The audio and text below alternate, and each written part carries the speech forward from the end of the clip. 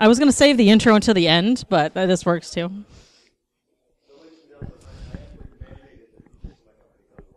Yes. I apologize in advance, or now, because it's now. And now 2.5 minutes are gone.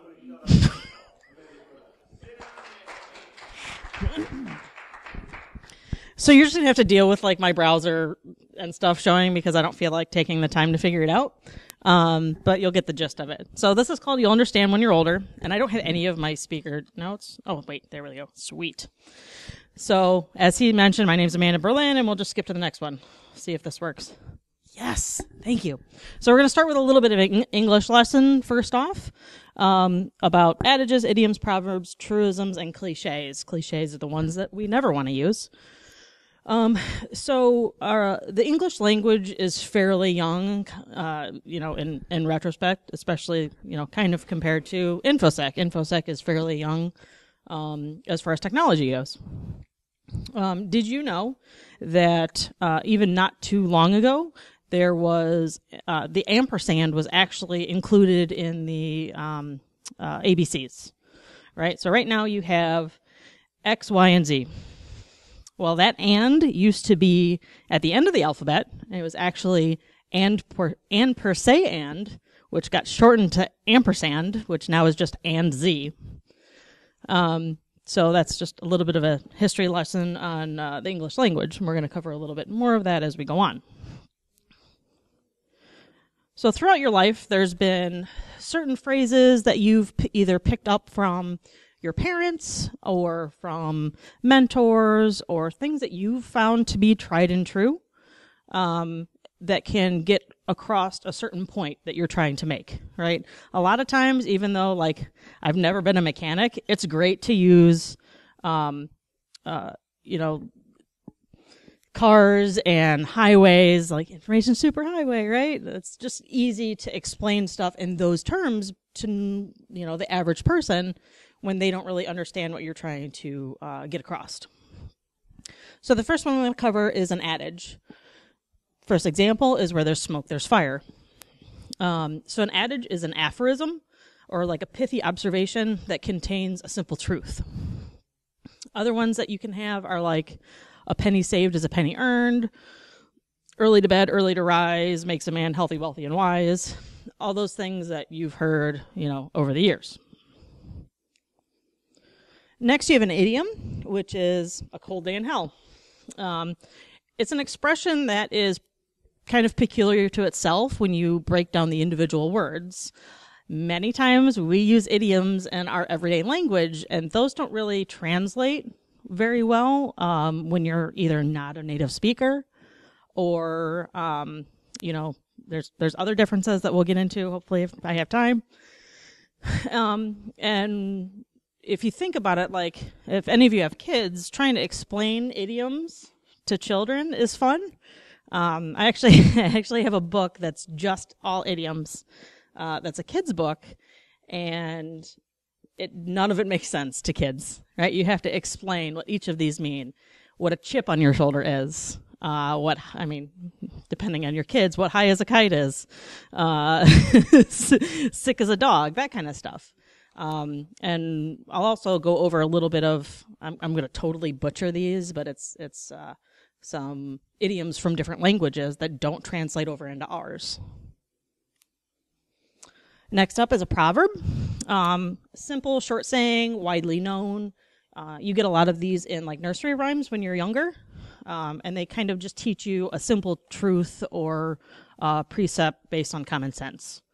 Examples are cleanliness is next to godliness, all good things must come to an end, and a journey of 1,000 miles comes with a single step. Number 4 is a truism, which is a statement that's just obviously true and has become, something standard that people say. So the road to hell is paved with good intentions. I'm not really sure why all of these have like a fiery death theme, but they're just the first ones that I thought of. Other examples are the apple never falls far from the tree, a friend in need is a friend indeed, apple a day keeps the doctor away. It is what it is. Now that's a cliche. So next up are cliches, things you never want to say. A cliche is a phrase that's been overused, and I'm sure all of us, either in a sales meeting or upper management or even in conference talks, really, speechwriters should steer clear of cliches. Salespeople should steer clear of cliches, even though we know they don't. Thinking outside the box, win-win situation, giving 100%, best practices, all of the stuff that we cringe at every time we hear. Hit the ground running. There's so many of them that I really couldn't list them all on the slide. But these are the original buzzwords, and that's why we hate them. You know, at one point, somebody said thinking outside the box for the first time, and just, I'm sure people's minds just were blown, right? Because at that time, it wasn't a cliche. It was actually, oh my gosh, that actually makes a really good point and gets my point across. And then just everybody started using it. But we can do better. So who knows what this is from? It's our favorite hacker movie to hate. And this is the warning slide, right? There's a lot of power in the words that we use and in the things that you'll understand when you're older, but you have to be careful. How you apply those adages and idioms and proverbs and everything over time can either get you a home run or absolutely ruin it. Overall, here we're kind of trying to talk about how the idioms and phrases will help us impart memorable lessons, but there's also the wrong way to do it. Let's see here. So this one in particular, have you ever had a conversation about a topic that could either be explained very, very simply or extremely nuanced and complex? Anytime you have that conversation, you can kind of tell who's talking out of their ass because those people are the ones that are going to be using the cliches. In this particular one, it's, I dropped a logic bomb through the trapdoor, I use a password sniffer. It just makes all of us cringe, right? That's not something you ever want to say unless you don't want to be taken seriously. We don't want someone coming to you for an engineering project and saying words that they saw in a BuzzFeed article. That's part of the reason why we hate them. And buzzwords don't really tell us anything other than the person using them most likely has no idea what the hell they're talking about. There are several areas that kind of bring out the differences in our phrasing. One major hurdle to that could be cultural barriers. So anybody in here have English as a second language? No? There you go. So I'm sure you speak English very well. But a lot of times you have idioms that don't quite come across because they don't make sense in the language that you were born with. And I'm totally going to murder some of these. So I'm only going to do I'll probably just do one because I hate speaking other languages that I don't speak very well, especially on stage. Let's see here. So, oh man, this is horrible. So this one's in French. It is les carottes sont cuites. It's kind of like when they tell you that your pen test against this app is the testing environment, but then they don't tell you that behind it's the prod database. Basically, it is the literal translation is you can't. The carrots are cooked, you can't uncook them. Is that right? Yes. Did I say it okay? Yes, sweet. I've only taken one French class, and that was as close as I was going to get. And a couple of them are like Polish and Russian. I'm going to skip those. Another thing that we get hung up sometimes is age differences. Looking at the crowd, we're ranging somewhere between mid-20s to however old Josh is.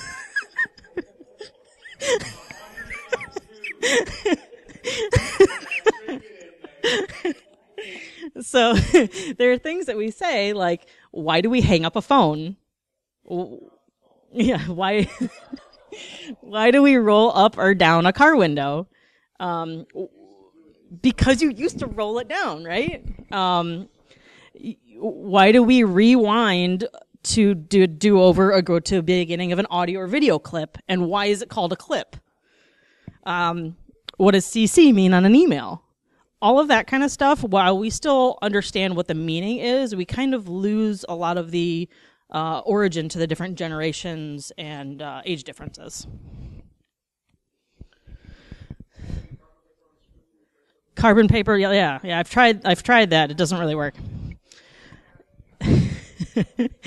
So another thing that can come into play is socioeconomic status. We actually talked to a school psychologist that deals with kids a lot in different statuses. Fuck. Just ignoring that. It's been happening all the time. So, thanks. I'm just going to hold it now. There's actually a doctor that speaks on this a little bit. Her name's Dr. Ruby Payne, and she talks about understanding poverty.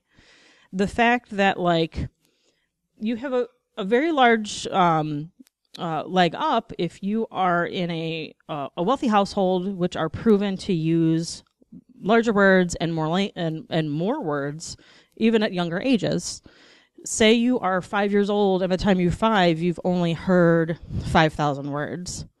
And a lot of times in different poverty situations, whether it be in the hills somewhere or some kind of urban town, a lot of times they don't get the same kind of language structure and amount of words as somebody in a wealthier household. And, that same 5-year-old in a different household could hear 5 million words at the age of 5. And there's definitely a big difference there as you grow up and you're communicating with different type of people. Not only can that be a difference, you can also bridge gaps with a lot of these idioms and phrases because it doesn't matter how much your family made growing up or how much you make now. A penny saved is a penny earned, or pinching pennies still makes sense to all socioeconomic statuses. Same thing with bringing home the bacon. Like, just because you don't have pigs at home doesn't mean you don't understand what that means. So this is beyond communication. There are a lot of people that communicate at those different levels. Some people will just vomit words out into a conversation, a meeting room, sometimes when you're standing on stage to an audience. Maybe they use cliches. Maybe they're just excellent at giving way too many words to explain something. We all know that kind of person that can talk a mile a minute and use all of these words, and you still have no idea what the fuck they're talking about when they're done. However, something as simple as "can I help you," while not an idiom, it has a way of connecting people. So you can say that when you walk into Crystal Burgers and, have somebody say, "Can I help you?" Or you can have somebody walk up to you after you've lost a loved one and say, "Can I help you?" It's the same words, completely different context. It's said a different way. And it just changes everything because you're then making a connection with those words that you may not have had before. So I'm going to skip this one because I don't have a whole lot of time. We'll skip that one. We'll skip that one. So I'm just going to give you some examples. These are going to be some specific idioms and adages that we have.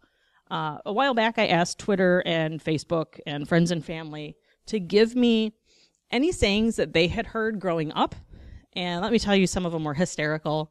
And I could, it's not anything, one that I have ever heard. What's that? You did. You gave me some really weird stuff. No, some of the stuff that his mom said was just amazing. It really, really was great. But, and I could definitely tell that people were raised in different generations or in different, states or countries or whatever. And when we went through and researched some of these, I'm supposed to be giving this talk with David. Say hi to David. He couldn't make it here. But when we researched a lot of these sayings, the internet really just wanted to attribute all of these to MLK Jr. or Marilyn Monroe or Ben Franklin or Abraham Lincoln. And I'm pretty sure that's just a product of the internet generation. This saying, the first example, was the idea to give me that the idea that kind of created this talk started with, as most things do, this is on wheels. Holy shit. I'm leaning. So this started as like some random argument on Twitter, some InfoSec drama, which a lot of things usually start out as. And I personally think that you can take this advice, even though you were taught this as a child, and use this as an adult, and not only in your personal lives, but also like in your professional lives as well. The origin of this was from it's President Teddy Roosevelt's daughter, and it originally wasn't this saying. It was, if you can't say something good about someone, sit right here by me, which is completely the opposite meaning. That's like, you got some dirt on someone, come sit next to me and we can just laugh at them together. That's not exactly what this is saying, and not really what we teach our children now. And in the beginning, it's great to teach your kids because you know they have less of a filter. It comes in handy when talking about bullying, telling people that they have an ugly haircut, or all the other 5 million things that you wish your kids didn't say out loud in public. But as adults, most of us now have ingrained the knowledge of those social behaviors. However, there are a few caveats to that. One, not everybody can pick up on social cues the same. Recently on the podcast that I'm on, we had somebody on talking about neurodiversity. And a lot of times our field really attracts people on the neurodiversity spectrum. We have a lot of high functioning autistics that work in IT because we don't, like half of us don't talk to people at all. We sit at home behind our computers, and that's great because that's what you're made for. But those kind of people don't really, they have a hard time, prettying up the language if talking directly to customers. So that's one thing that's a caveat. Second one is a lot of us are communicating in different ways than we did when we were younger. Now it's 280 characters in a tweet instead of 140, but that's still the same idea. And I could do an entire talk on bullying, but you're still talking to strangers over the internet, and really that's what made me think of this is you can definitely just shut up and let people do their thing as opposed to being mean to strangers online. And third thing, while this saying is good advice to keep in the back of your mind, we can't always just follow it word for word, because a lot of what we do, we have to kind of give harsh truths to people. That's a lot of our jobs, whether you're red blue teamer, developer, whatever. A lot of times what we need to impart on people is not going to be easy and is not going to be nice, but that's where tact comes into play. Oh, and another one that kind of goes along with this is it's not what you say, but how you say it. So, we don't want to walk up to a customer and tell them they've done a horrible job securing their network. Or maybe, sometimes, a lot of times you do want to walk up to the customer and say they've done a horrible job securing their network. Keeping that phrase in the back of your minds that you learned when you were younger really can enhance your communication. Because at that point, you need to be able to see maybe they're having a very emotional reaction to their network that they thought they put their heart and souls into. Okay, maybe half of the stuff they did was not good, but still, you can tell a lot of times those people care about what they're doing. Yes, Scott?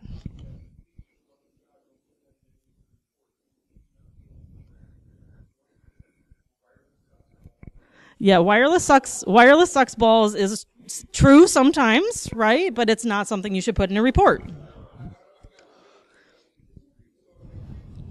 Yeah. So while you could say that you're just telling it like it is, a lot of people that say that are really just being dicks. Scott, for example, no. So be careful if you fall into this trap. If you knew as much as I know about this thing, you would totally agree with me. So let me sit you down and I'm going to teach you all about this thing that I'm assuming that you have no idea what you're talking about on. But remember, you're telling it how you interpret it. Everybody has a different background, a different story. You may know different things about X while they know different things about Y. We're kind of all working on that security issue together. You don't want to give them a fight or flight response to this. You want to keep that thought in the back of your mind that they may not necessarily know the same things that you know. Or they might, and they just have other hurdles as well. Oh, how much time do I give? All right, so nothing ventured, nothing gained is the next example. So the origin, this is kind of a time-old saying. 5, thanks, Tim. I have other people carrying me off the stage, I think. So this is attributed to Geoffrey Chaucer in one of his first iterations. It comes across as, but to attempt it, he said, should not grieve, for that he attempts nothing will nothing achieve. So he kind of cuts to the heart of it. The phrase is about taking risks to get something, but the meaning is in the regret of it. If you never risk anything, you never find a reward, and no pain, no gain, right? So nothing that we do is easy. Nothing that we learn, create, teach is easy. What's there? Oh, yeah. It might be easier for some of you than others. You might struggle on specific things, but for the most part, it's pretty advanced stuff that we're working on.